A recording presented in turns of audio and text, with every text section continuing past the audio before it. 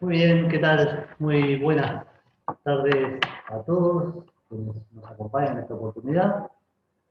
Una vez más, la Fundación de Cultura presente para la presentación, valga la redundancia, de una nueva obra jurídica. Nos convoca en esta oportunidad el Derecho de la Seguridad Pública y Privada y Derecho Penitenciario, obra de reciente edición del doctor Álvaro García y Santos. La seguridad constituyendo una necesidad esencial para lo que es el ser humano y a su vez representando un derecho fundamental que el Estado de Derecho debe garantizar y desarrollar. Sin más preámbulo que estas palabras, he de pasar en esta oportunidad la palabra al autor de la misma, quien ha de desarrollar todo lo que refiere al compendio de normas, jurisprudencia, doctrina internacional y legislación nacional sobre el derecho de la seguridad, para luego después tener en la exposición y referencia de esta obra al comisionado parlamentario para el sistema penitenciario, el doctor Juan Miguel Petit. Con todos ustedes, el doctor Álvaro García. Muchas gracias.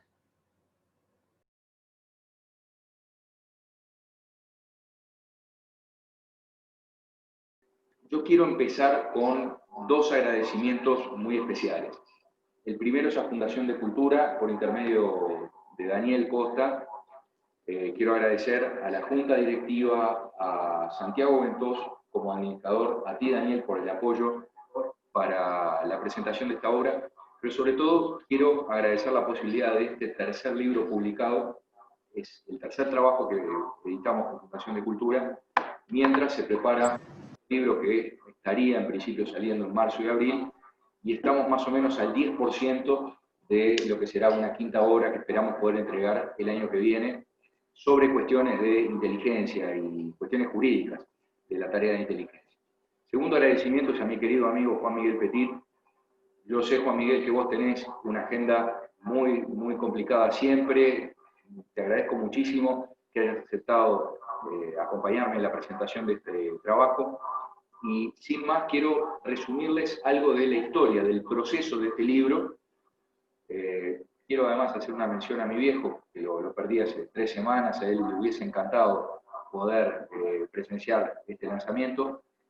El libro y el trabajo fue el resultado de un proceso que llevó alrededor de 2 años. En realidad, ya en 2017 tenía prácticamente terminado el trabajo, pero después sobrevinieron 2 acontecimientos jurídicos que hicieron que la obra demorara 1 año más cada uno. En primer lugar, ustedes vieron que una parte del tema refiere a la seguridad privada.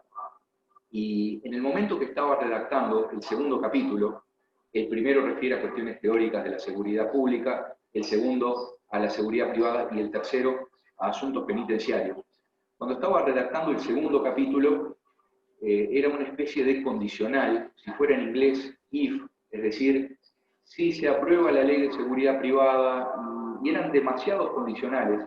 Entonces decidí esperar a lo que en definitiva fue la ley 19.721, la ley de regulación del trabajo en la seguridad privada, lo cual permitió que ahora el libro pueda tener ese adelanto de todo lo que refiere a la legislación de la seguridad privada, pero lo retrasó. Y después, el otro tema fue cuando sobre fines del año pasado se visualizaba como factible la posibilidad de una ley de urgente consideración, sobre todo a partir de la decisión de la ciudadanía en el mes de noviembre pasado, sabía que 1 o 2 capítulos de esa ley de urgente consideración iban a regular cuestiones atinentes a la seguridad, por lo tanto iba a haber cambios significativos que era interesante poder incorporar en el libro. Fue por esa razón que lo que primero iba a ser un artículo para la revista de la Facultad de Derecho se transformó en un libro. Fue así que la primera redacción de 2017-18 se transformó en una segunda, y esta es, en definitiva, la tercera. ¿Por qué esta obra? ¿Para qué? Como dice en la contratapa, aquí lo que se trata de acercar es un material que sirva de introducción a todos aquellos que tengan interés en abordar las cuestiones de la seguridad y los asuntos penitenciarios desde el punto de vista jurídico. Entonces, no se trata de agotar todas las cuestiones de la doctrina, ni todas las de la legislación, ni todas las de la jurisprudencia, pero sí de dar por lo menos una introducción eficiente al tema. Y fue lo que buscamos en alrededor de 300 páginas. Entonces, no está todo, pero entiendo que está todo lo que debería estar en un material básico, introductorio, y que fue concebido además con una finalidad práctica, es decir, que a quienes trabajan diariamente las cuestiones de la seguridad y que requieren ese apoyo jurídico, a los que trabajan las cuestiones penitenciarias día a día también, les sirva como una guía para después poder profundizar en las líneas de jurisprudencia o de doctrina que necesiten o que sean. Entonces, esa es la razón, ese fue el desafío y ojalá lo haya podido plasmar. Agradezco enormemente que Fundación de Cultura apenas fue presentado el libro en su primera redacción, dijeron que sí e inmediatamente empezó el trabajo de edición y de publicación. ¿Por qué insisto en la necesidad de un trabajo especial sobre la seguridad y el derecho penitenciario? Hace tiempo vengo sosteniendo que es necesario que todo lo vinculado a la seguridad y a las cuestiones penitenciarias tengan en Uruguay la autonomía pedagógica y didáctica. Es decir, no solo hay que buscar la creación de obras, sino que estas obras, esta que se propone hoy y ojalá muchas otras en el futuro, puedan contribuir a lograr que la especialidad tenga el reconocimiento a nivel pedagógico en facultad, tanto en los cursos de grado como en los de posgrado. Hasta ahora, lo que se ha dado es un movimiento interesante. Hemos visto que hay distintos cursos de posgrado que han ido teniendo éxito, por lo menos desde 2016 en adelante, y por qué no pensar en Derecho de la Seguridad y Derecho Penitenciario como una materia opcional de grado, que estoy seguro que tendría una gran acogida por parte de los estudiantes, que son naturalmente interesados por las cuestiones de las cárceles, pero que también les interesa todo lo relativo a la seguridad. Entonces, el primer paso es empezar a producir, volcar esto a la comunidad académica y recibir las devoluciones que sean, de críticas, de todo lo que pueda venir, que es de alguna manera lo que buscamos promover. El objetivo de lograr esa especialidad de la materia, reitero, es una cuestión que me parece que todos los que estamos interesados en las cuestiones penitenciarias y de la seguridad deberíamos trabajar juntos. Este libro tiene la misma estructura que los otros trabajos publicados con Fundación de Cultura. Hoy me decían que era más o menos como la estructura de las obras del teatro griego, 3 actos. Bueno, estos son 3 capítulos. El derecho, la obra del derecho de castigar, el Ius Puniendi de 2017, Historia del Derecho, tiene 3 capítulos, este también. El primer capítulo es una introducción, y ahí básicamente de lo que se habla es del concepto de la seguridad, de su positivización y de su evolución, es decir, de la transformación del concepto del derecho de la seguridad dentro de los derechos humanos de primera generación a un derecho que hoy, a mi juicio, constituye un pilar del Estado de Derecho, del Estado democrático y social de derecho. Yo acá perdí el eco, no sé si perdí el audio. Si perdí el... No escucha, claro. Se cayó el audio. Sí. Se escucha bien, ¿eh? Perfecto. Sí, Juan Miguel dice que se escucha bien. Yo a ti, Juan Miguel, no te estoy escuchando. No, perdí el audio apagado, Juan Miguel. Ah. Así no hacía tanto. Bueno, perfecto. No sé ahora si los demás pueden escuchar. Bien, decía que el primer capítulo es la introducción, donde hablamos de la transformación histórica del derecho de la seguridad desde su primera versión en la Declaración de Virginia de 1776 hasta este derecho que hoy es la base, es uno de los pilares del Estado de Derecho, del Estado de Derecho en su versión más evolucionada que es el Estado social y democrático. Entonces, allí lo que tenemos es la evolución del concepto y además incluimos los casos líderes en la jurisprudencia regional. Hay muchas citas a la Comisión Interamericana de Derechos Humanos, hay muchas partes de sentencias significativas de la Corte Interamericana de Derechos Humanos, y además hemos tratado de darle a la seguridad el enfoque desde distintas perspectivas. Por ejemplo, la seguridad desde la perspectiva jurídica de la mujer. entonces la Convención de 1979 en todo lo que refiere a la seguridad.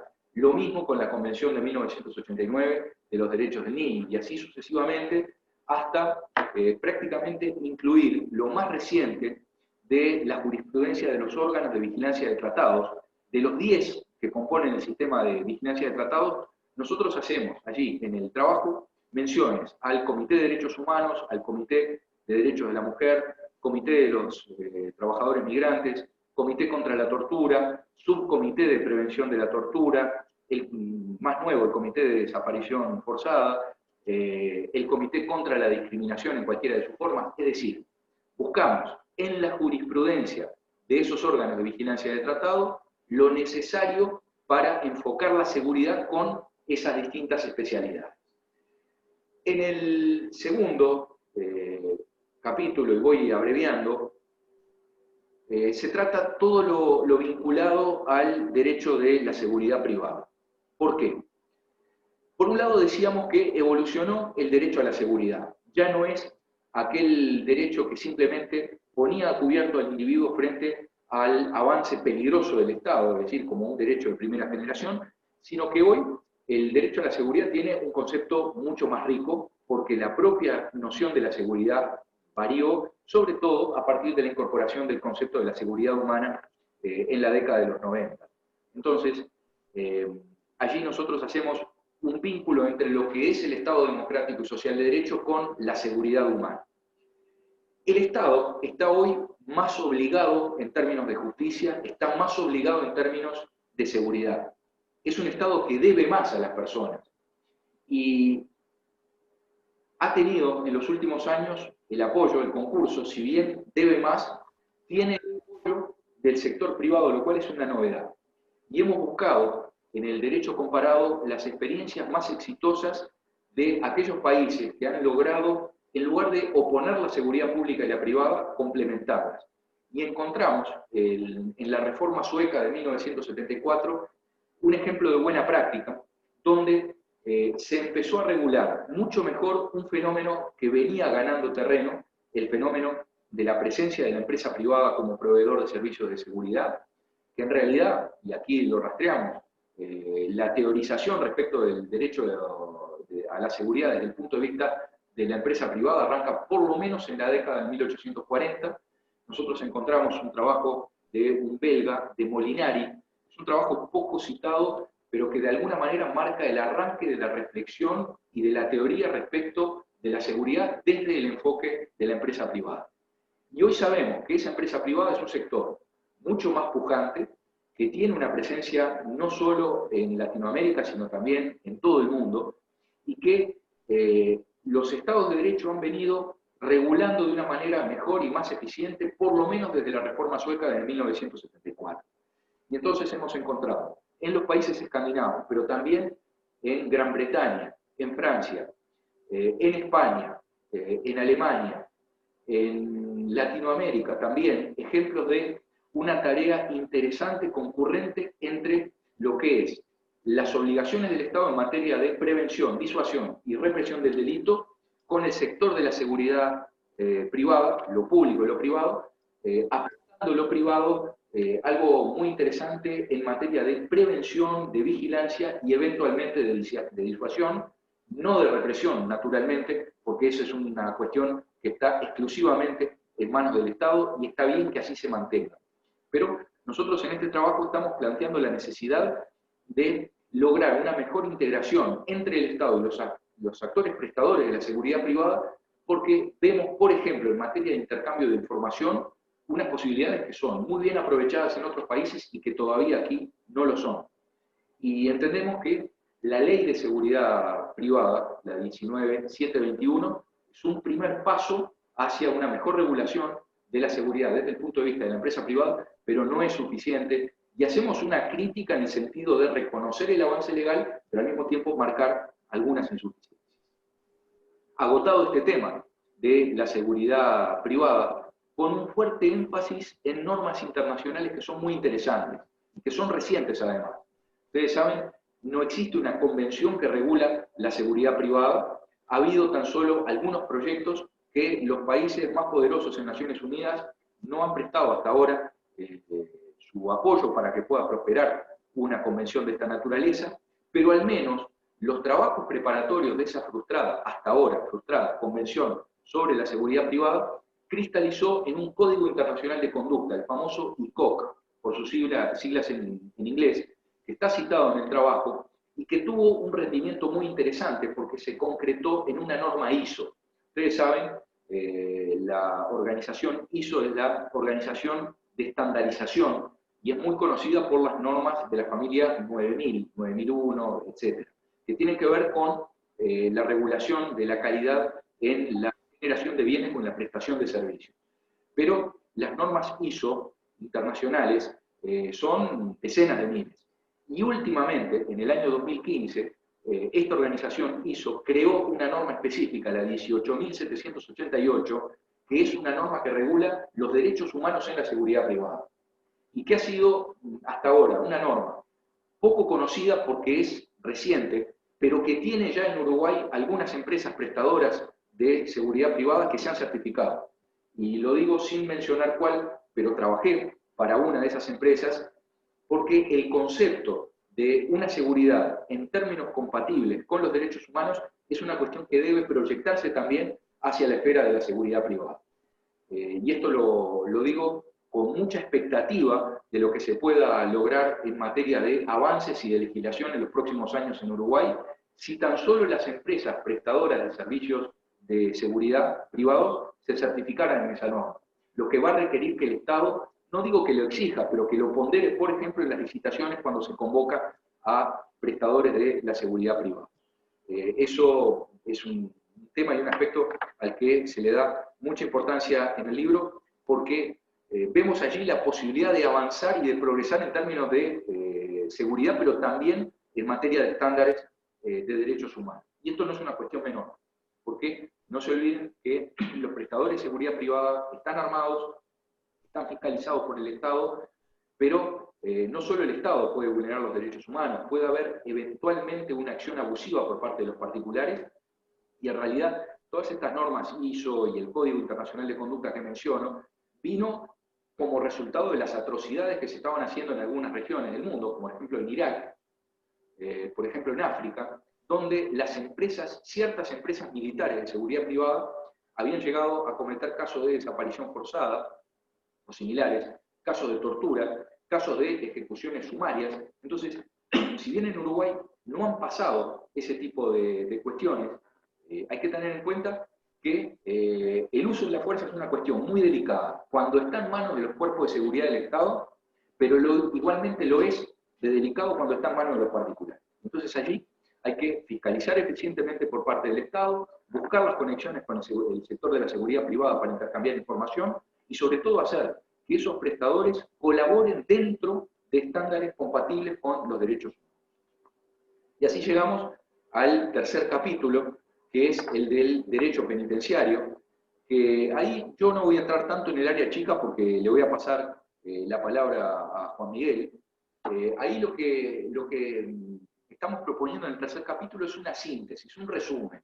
Todos sabemos y conocemos muy bien que una persona privada de libertad es un sujeto de derecho, persona, que solo tiene restringida temporalmente la libertad ambulatoria y por vía de consecuencia otras libertades como pueden ser la libertad y el derecho de asociación o de reunión, que no se suspenden, pero que pasan a estar, de alguna manera, encausados y limitados por lo que es la experiencia de la privación de libertad.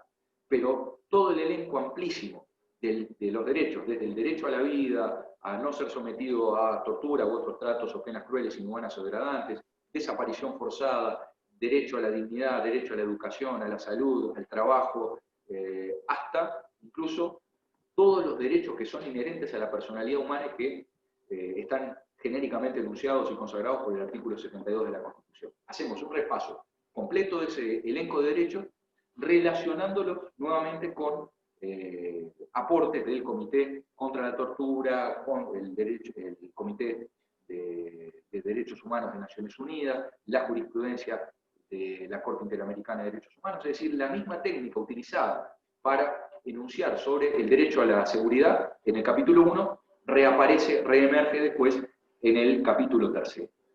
Ese es algo así como la estructura, el edificio del libro, que reitero, lo hice con mucho cariño y con la idea de aportar a un debate que está todavía muy verde y que nos debería, a todos los que estamos hoy reunidos virtualmente y a todos los que nos interesa el tema, nos debería encontrar juntos trabajando para que esta especialidad tenga definitivamente esa autonomía didáctica y pedagógica que sería conveniente tener y que estoy además seguro que entre los estudiantes, entre los egresados y a nivel de posgrado tendría sin duda una recepción más que buena.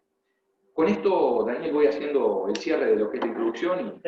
Y le damos paso al doctor Juan Miguel Petit, quien es comisionado parlamentario para el sistema penitenciario y que sin duda alguna con su sapiencia y hará algún aporte mayor a la obra del doctor Garcés. Así que con ustedes el doctor Juan Miguel Petit. Adelante, doctor. Bueno, voy a tratar de hablar fuerte, me asomo a la ventana. Si se corta, por lo menos háganme un gesto para ver.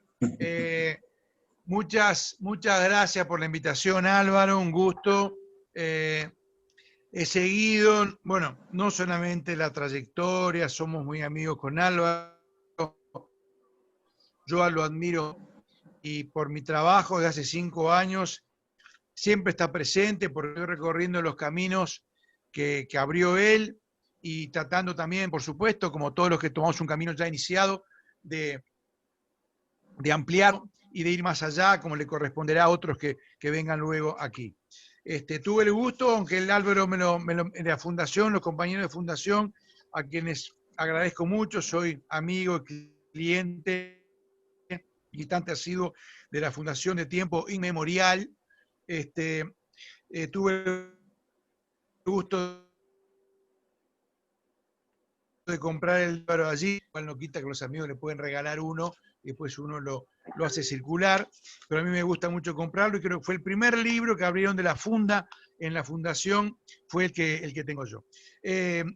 Primero, felicito a Álvaro por este trabajo.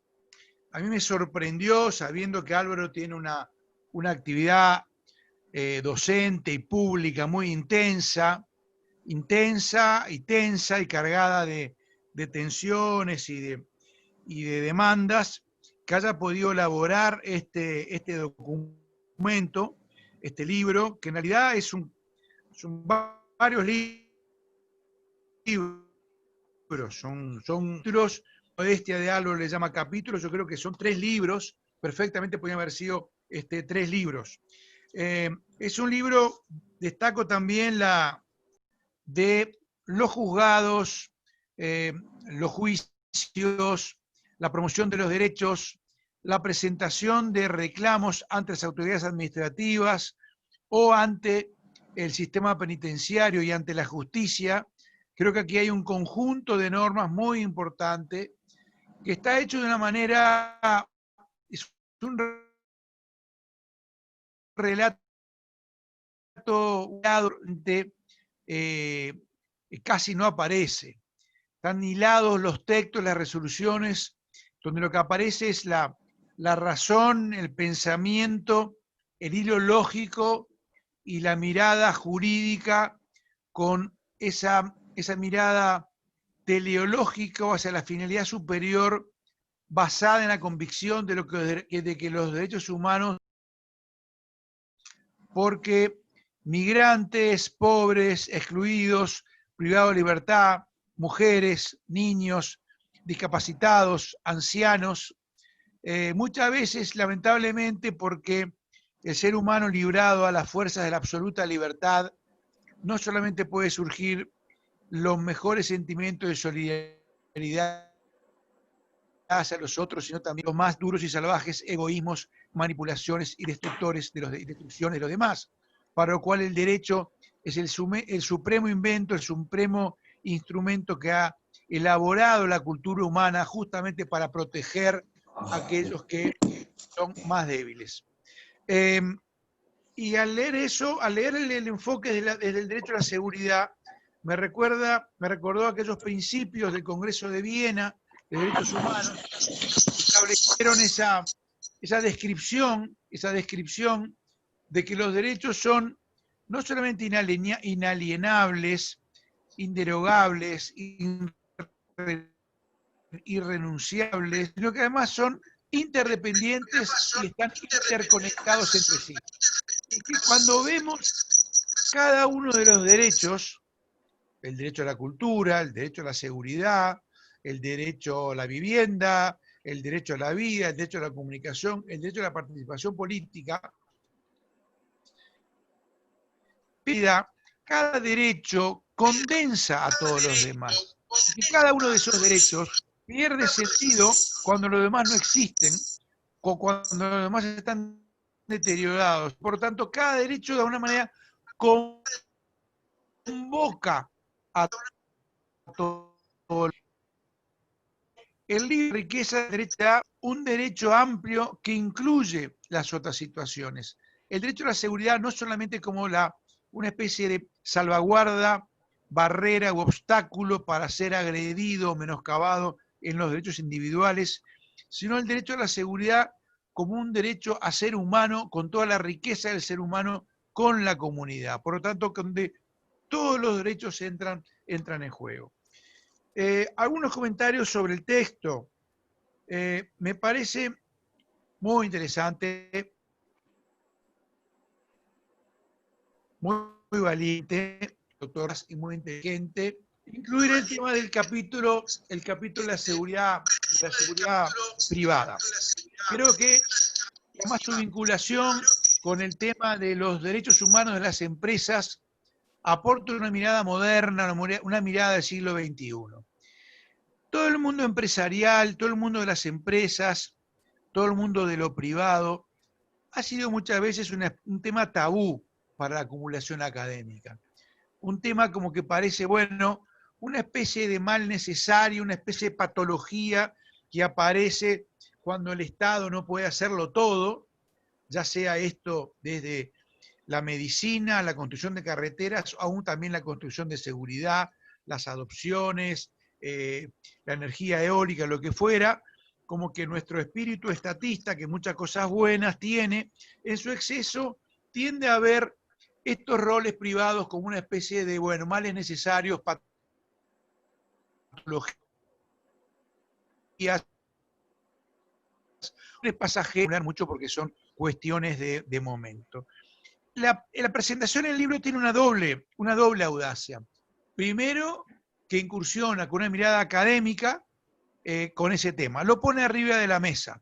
El tema de la seguridad privada, el tema de las empresas de seguridad privada.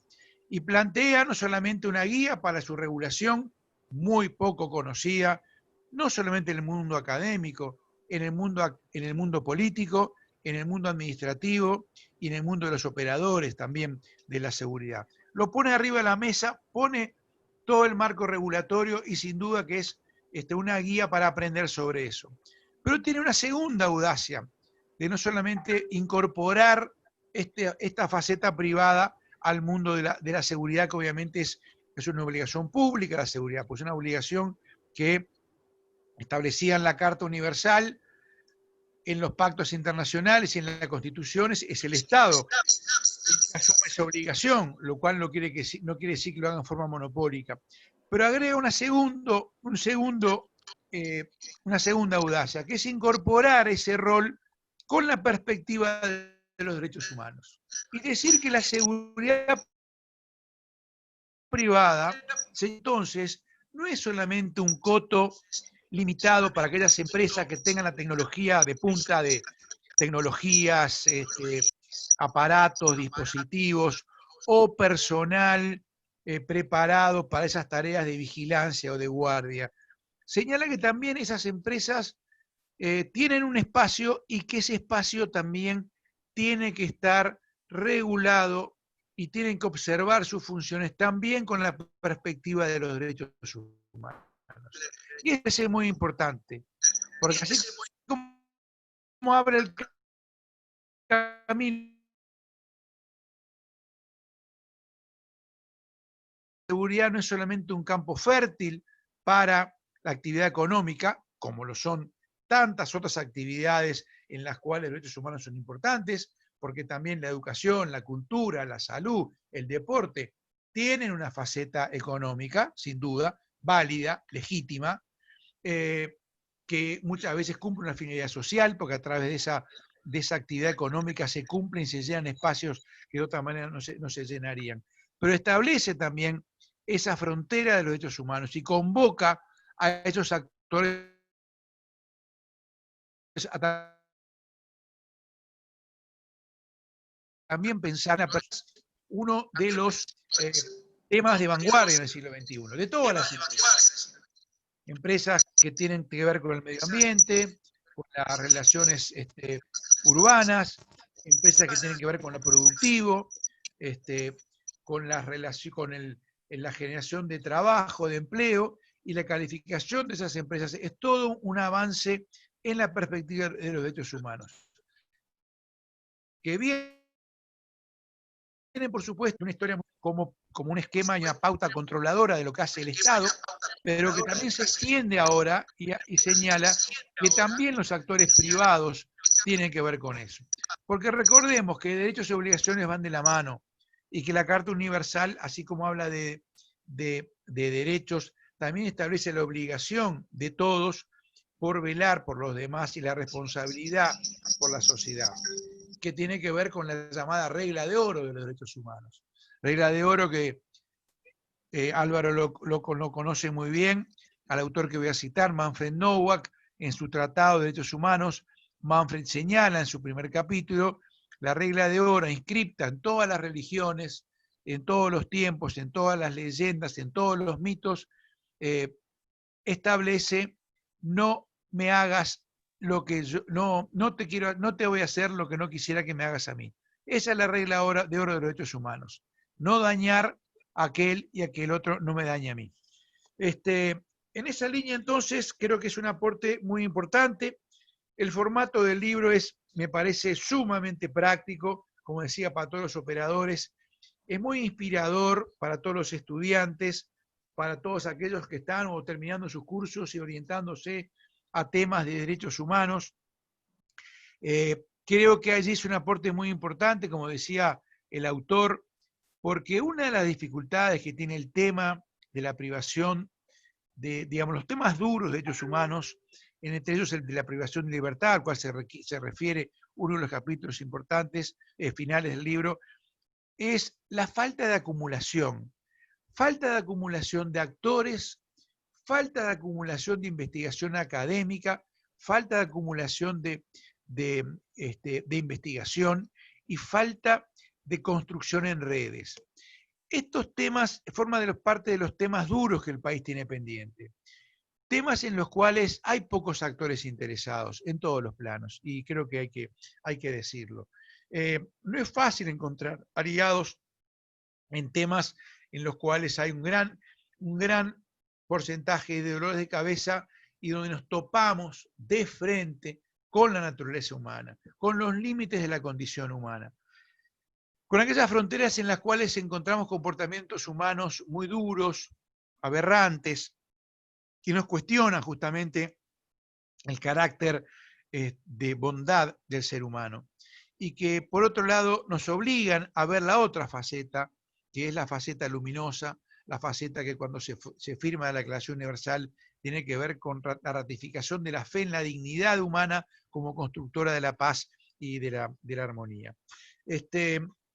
Yo creo que en ese sentido es muy importante este trabajo, acumula, y Álvaro decía la importancia de acumular para lo académico en la conexión de esos dos temas, de seguridad y la vía penitenciaria, la regulación penitenciaria. Pero esa acumulación académica tiene otro correlato, que es la acumulación en las políticas públicas.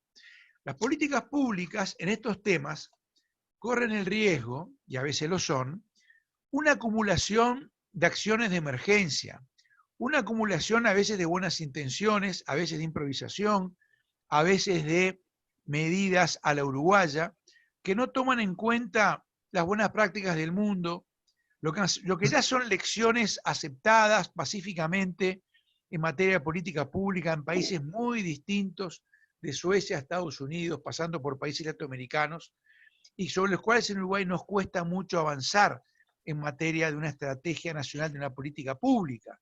Porque nadie duda en las políticas públicas que hay una base mínima de políticas públicas en la economía, en la educación, en la salud, donde las distintas administraciones generan énfasis, generan variaciones, pero hay cierto mínimo adquirido sobre el cual nadie discute.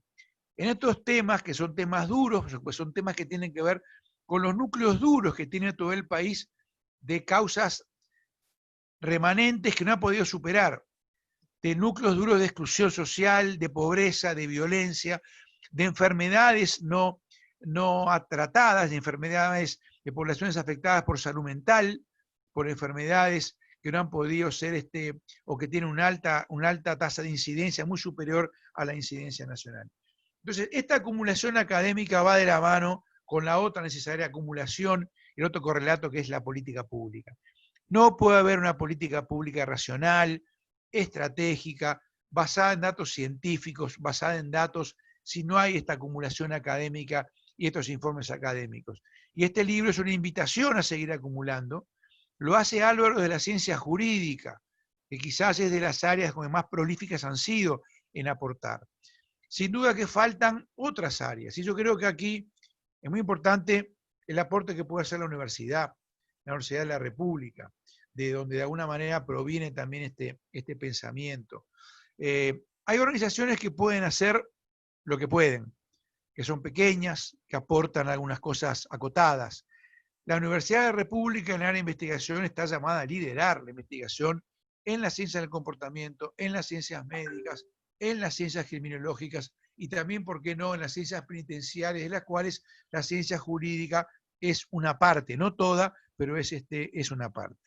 Por eso este aporte sin duda que va a ser útil a la generación de política pública muy necesaria, porque más allá de las prioridades que se establezcan, yo creo que es indudable que en la población penitenciaria hay una materia pendiente, hay un tema, una cantidad de población importante allí representada, 13.000 privados de libertad, 13.000 personas con medidas alternativas, importante cantidad de menores con medidas alternativas y privados de libertad, una gran cantidad, miles de niños y adolescentes con padres o referentes privados de libertad, funcionarios penitenciarios, con lo cual la masa de la población afectada por la privación de libertad en el país es muy grande, y eso tiene consecuencias en la salud, en la cultura, en la aceptación del régimen democrático y en la estabilidad también democrático en el funcionamiento de las instituciones jurídicas y políticas.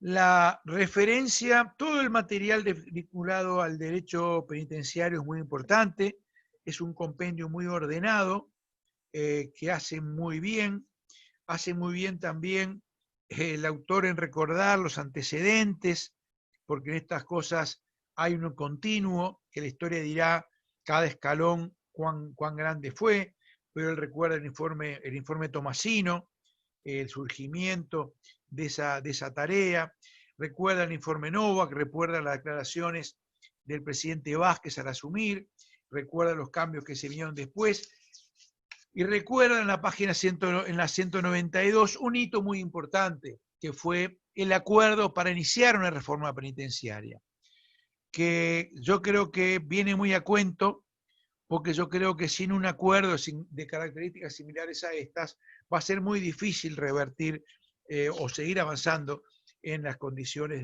del régimen penitenciario nacional, que aunque ha tenido avances importantes, sigue estando lejos del nivel que el Uruguay puede y que el Uruguay se merece. Creo que en la materia del derecho penitenciario hay otra faceta que es importante empezar a incorporar. Nosotros estamos empezando a trabajar con eso, pero también lo dejo aquí planteado, que es lo que tiene que ver con lo que vendría a ser el derecho penitenciario administrativo. Ya no el derecho que regula el régimen penitenciario, sino el derecho que regula todas las microdecisiones, sanciones, apelaciones, decisiones que se toman dentro del ámbito penitenciario y que muchas veces no están del todo, no están ni reguladas, ni están reguladas en un contexto de transparencia. Finalmente, me parece que, bueno, la adscripción, la referencia que hace el autor al final al artículo 72 de la Constitución, también viene muy a cuento. Creo que es justamente el cierre perfecto para toda la evolución que hace el libro. Tengo varias anotaciones, pero no quiero hacer muy largo estos comentarios. Bueno, algo muy importante, el deber de reparación del Estado. Me lo comía eso, ahora voy al final. El autor señala allí, yo creo que una lectura pormenorizada de los operadores de este tema va a encontrar muchas palancas importantes. El deber de reparación del Estado a las violaciones de derechos humanos es muy importante.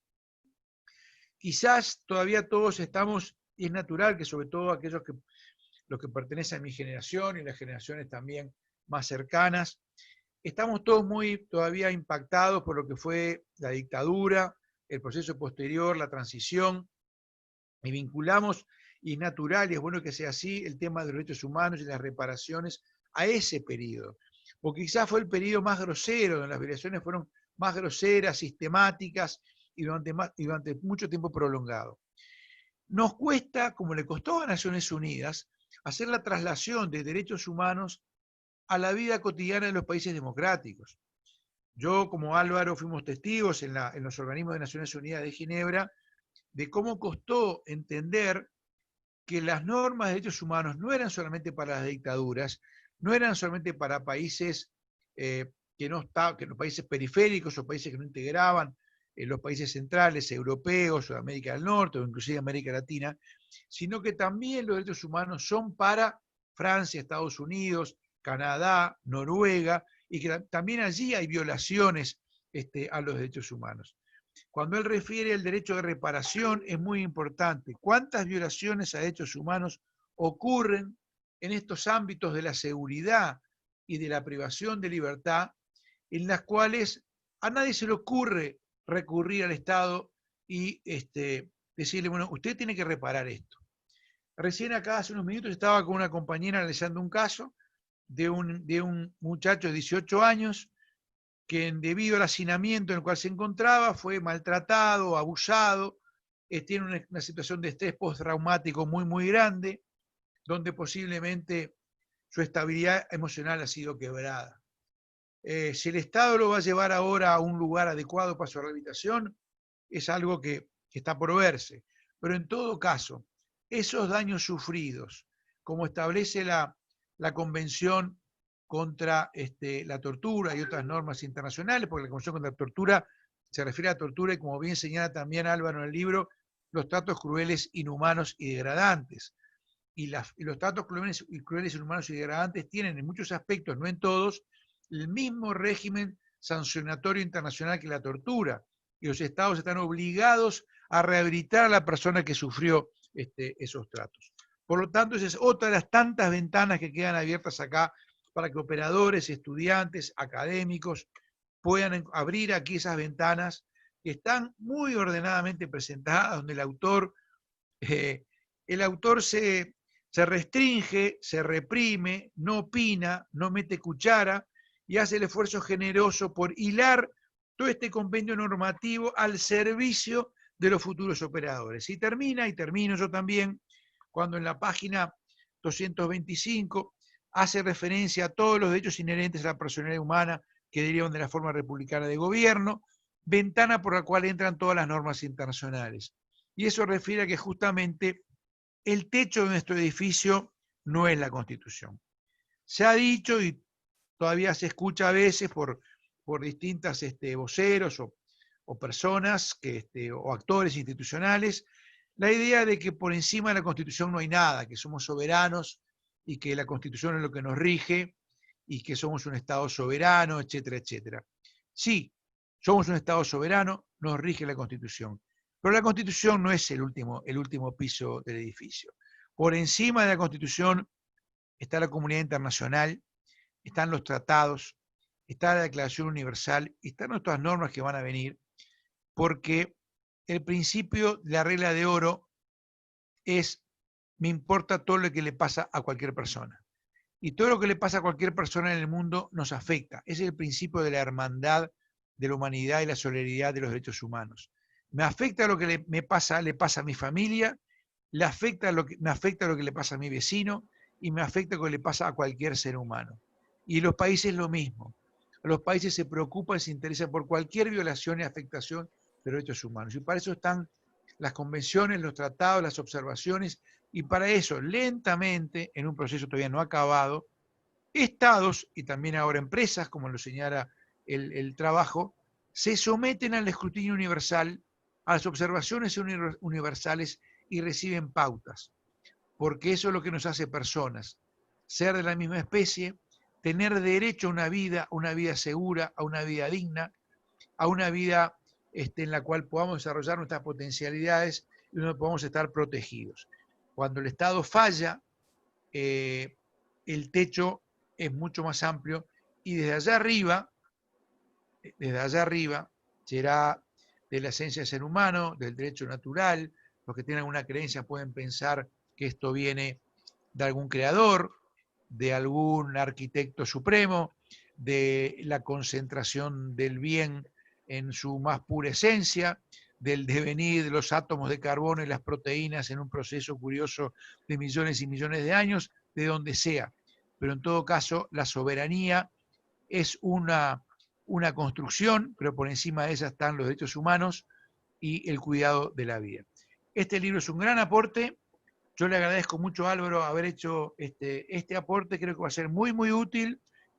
Aparte, felicito a la Fundación porque el formato, el tamaño, la presentación, lo hace realmente algo muy, muy práctico que yo creo que va a dar muchos, muchos efectos. Como toda obra y como toda semilla, doctor Garcés, usted siembra, tira las semillas, tira las botellas al mar con los mensajes, las nuevas generaciones, la gente joven, y alguna gente vieja como el que habla, los retomamos y haremos lo que podamos con todo esto. Pero desde ya, muchísimas gracias. Muchas gracias, doctor Petit. Tranquilidad, confianza, amparo, equilibrio, protección. Así daba comienzo el doctor Garcés, haciendo mención de dónde proviene la palabra seguridad, de la voz latina, securita. Y desde tiempo antaño, del tiempo romano, la seguridad ha sido tema fundamental de tratamiento para los individuos, por ende a los sujetos de derecho. Sin duda el agradecimiento al doctor Juan Miguel Petit por el aporte valioso que ha hecho en referencia a la obra del doctor Garcés, y obviamente haciendo, también decía el doctor Garcés, la construcción de la seguridad consolidada y diversificada, proyectándose en los campos que él hacía mención de la regulación de la seguridad pública, la privada y la normativa penitenciaria. La Fundación, por cierto, agradece la prestancia que ha tenido y que tiene y tendrá, obviamente, con otras obras más en el futuro. Esta es la cuarta obra, ¿verdad, doctor Garcés? Y esperamos con ansia alguna más. Por cierto, no sé si quiere agregar alguna palabra más. La disculpa del caso por todos los problemas técnicos, tecnológicos. Esto de la virtualidad nos lleva muchas veces a confiarnos de que todo va a estar bien y de repente cae el sistema, cae vía Zoom, cae la plataforma, pero aquí estamos, el agradecimiento también a los participantes que se han mantenido firmes ahí. No sé si surge alguna pregunta también de parte de ellos. Con gusto el doctor tiene un tiempo de respuesta. ¿Puedo hablar? Sí, adelante, Fabiana. No, simplemente agradecer a ambos mi reconocimiento y mi admiración a ambos en su trabajo. Bueno, Álvaro lo tuve como profesor y lo he conocido a lo largo de muchos años. Y bueno, y a Petit también por su trabajo y su grado de persona y todo. Así que bueno, simplemente saludar y agradecerlos por esta oportunidad. Nada más. Muchas gracias, Fabiana. Un gusto, además. Muchas gracias. Muy bien, Fabián. Muchas gracias. ¿Alguno más que quiera participar? ¿Que quiera hacer alguna pregunta? Obviamente el tema de seguridad convoca y genera todo este tipo de cuestionamiento, aportes, tratos, ¿verdad? Adelante, Alejandra. Hola, ¿cómo están? Hola Álvaro, hola Juan Miguel. Bueno, agradecerles también a ambos y bueno, que no sea la última, como dice ahí el compañero, que queda mucho por hacer. Pedirles quizá en algún momento abarcar, Juan Miguel ya lo hemos hablado varias veces, pero la parte de penalidad juvenil, personalmente yo me desempeño en la asesoría legal de INISA, y bueno, y hay ahí un gran trabajo para hacer, así que capaz que en algún momento podemos retomar esa parte que ha sido trabajada. Recuerdo alguna clase con Álvaro ya hace años, pero bueno, eso, alentarlos y principalmente agradecerles a ambos. Muchas gracias, Alejandra. Muchas gracias. Un gusto. Lo pusieron en un aprieto y un desafío. Y aparte es muy... Está bueno, muy... pero alguien lo tiene que hacer. No, está perfecto. Sí, tenés razón. Sin duda, el tema de todo lo que es la privación de libertad de menores, y nos queda el otro gran capítulo, ¿no? Que son los otros inimputables, donde también Exacto. habría mucho para hacer. Sí.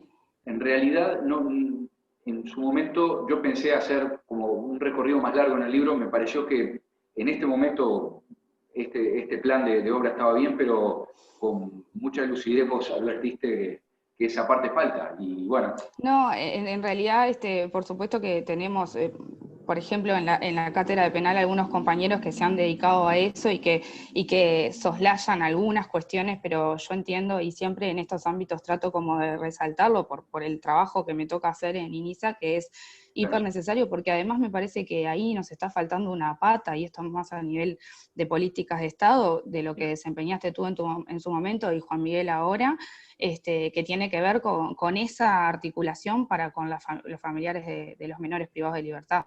Que si bien el INISA tiene una de sus áreas es abarcar eso, no es el acompañamiento que puede hacer el comisionado parlamentario. Y bueno, y ahí me parece que hay gran trabajo por desarrollar. Totalmente de acuerdo y muy atinada la observación, y muchas gracias bueno, por muchas el comentario, gracias. además. Bueno, gracias a ustedes. Muchas gracias, Alejandra. Agradecimiento a Campandey, que también hace mención al profesor por marcar el camino. Obviamente una referencia de la obra del doctor Garcep, que va a venir bien no solamente al estudiantado, al profesional, sino a todos los operadores jurídicos o aquellos que se enmarcan en el trabajo del tema seguridad. El doctor hacía mención a la seguridad privada y a su vez de esa norma, la 18.788, que ojalá las empresas de seguridad tomen partida en ello e interés por acercar también y obviamente tomar en cuenta lo que establece la norma para un mejor control y regulación, y para que a su vez el Estado, más allá de ese rol de controlador, pueda generar una mayor prestación, ¿verdad? Por lo que mismo establece la ley. Sí, yo quería no dejar pasar algunas de las cosas que Juan Miguel muy generosamente dijo. Quiero agradecerle al amigo, pero sobre todo al crítico honesto. Yo sé que comentar el trabajo de un amigo no es sencillo, pero han sido muy reconfortantes todas las palabras de Juan Miguel. Su lectura, desde luego yo esperaba una devolución muy potente, y lo fue en el tercer capítulo de Derecho Penitenciario, pero realmente me encantó la mirada y la lectura del segundo capítulo sobre seguridad privada. Porque es verdad que la seguridad privada no siempre ha tenido buena prensa, y por eso hemos ido a otras experiencias de otros países, justamente donde el Estado se animó a establecer ese nexo de cooperación que es tan necesario, y más aún, a regular la seguridad privada en términos compatibles con los estándares más elevados de derechos humanos. Entonces, esa es la visión de la seguridad que queremos, de alguna manera, ver reflejada en la práctica. Verla reflejada por los cuerpos de seguridad del Estado, pero también por los prestadores de servicios de seguridad privada. Así que yo comencé haciendo dos agradecimientos, uno institucional y personal a la Fundación de Cultura, el segundo personal, también institucional, a Juan Miguel, y quiero redoblar eso y expresar mi agradecimiento al cuadrado luego de haber escuchado esos comentarios. Doctor Petit, no sé si quiere agregar alguna palabra más. No, de nuevo, el agradecido soy yo, y además agradecido porque esto no termina acá. Este libro lo incorporo a mi caja de herramientas con la doble alegría de que va a ser muy útil y que está hecho por un amigo. Así que un amigo a quien admiro mucho. Así que gracias y gracias a todos los participantes. Gracias, Álvaro, por tus palabras. Gracias a la Fundación y seguimos porque el partido es a 1000, ¿eh? El partido es a 1000. Alguna vez te lo escuché. Un abrazo enorme. Gracias, Daniel. Gracias a todos los que han estado presentes. Y créanme que a partir de ahora la motivación es para seguir trabajando. Sobre todo, me encantaría que se viera alguna de estas preocupaciones en el acuerdo o en la discrepancia, se pudieran ver reflejados y plasmados después en otro tipo de trabajos, en artículos, en libros, en lo que sea. En la discrepancia también, más que bienvenida, desde luego. Así que bueno, muchísimas gracias. Perfecto, de la discrepancia y de la diferenciación o el distanciamiento de ideas, nacen los puentes para una mejor construcción. Así que, señores, con el propósito de facilitar la introducción a los principales aspectos jurídicos de lo que es el fenómeno de la seguridad, la obra ya está para que ustedes puedan adquirirla. Sin duda alguna es el agradecimiento de la Fundación de Cultura, en persona al doctor Juan Miguel Petit, comisionado parlamentario para el sistema penitenciario, al doctor Álvaro García y Santos por una nueva obra más de la Fundación de Cultura. Señores, tiempos de pandemia, tiempos de coronavirus, cuidándonos, manteniendo la distancia física como bien establece el gobierno y los decretos gubernamentales. Tiempos de pandemia, decía yo, la Fundación de Cultura distinta, pero no distante de los operadores jurídicos. Por todo ello, muchas gracias. Buenas tardes. Gracias.